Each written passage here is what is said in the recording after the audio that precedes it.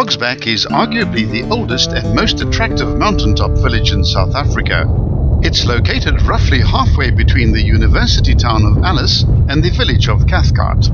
Nearby towns include Seymour to the west, Fort Hare and Alice to the south, Cathcart, Whittlesea and the Waterdown Dam to the north, and the Keiskamma Hoek to the east. The village is located on either side of the R345, which is the main road between Fort Hare and Cathcart. This is very much the only route of communication for the village because the small gravel roads to the west and east are both dangerous and are not recommended for vehicles without high ground clearance and four-wheel drive.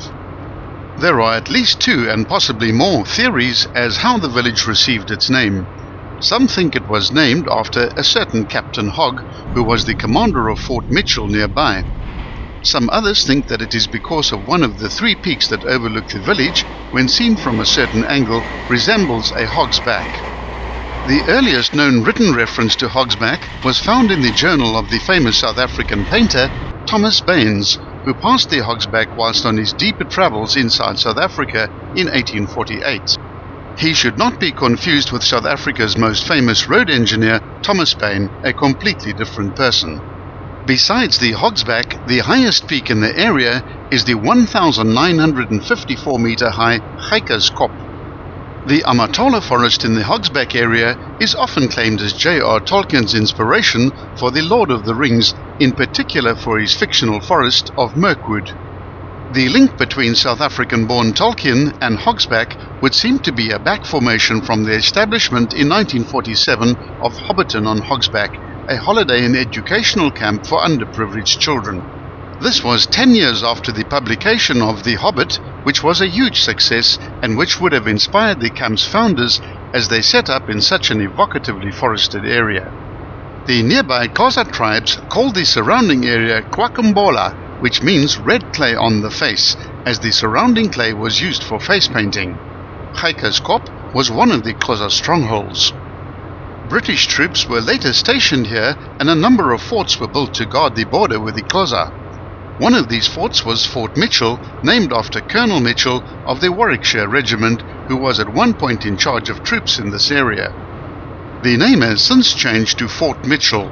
The outline of Fort Mitchell and the first road from Fort Hare can still be seen today. Some of the first inhabitants of Hogsback were Somerton, Woodendal and Boysons. Thomas Somerton, who was a gardener from Oxford in England, has a legacy that survives in the local gardens and his attempts to recreate the perfect English countryside.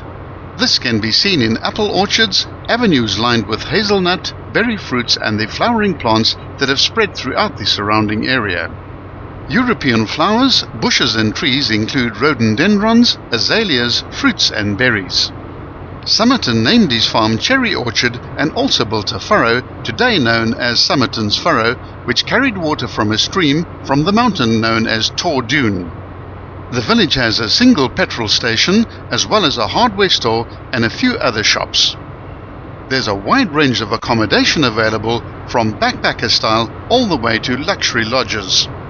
In the 1880s, a Mr. Collins built a small hotel known as the Hogsback Hydro, of which later became known as the Hogsback Inn. That same year, forestry began with a survey to determine the best areas for planting. Later, the Hogsback Pass was opened in 1932. At the turn of the century, local farmers and townsfolk started to build holiday homes here, and its charms became more widely known. The cottages were mostly of wattle and daub, with thatched roofs.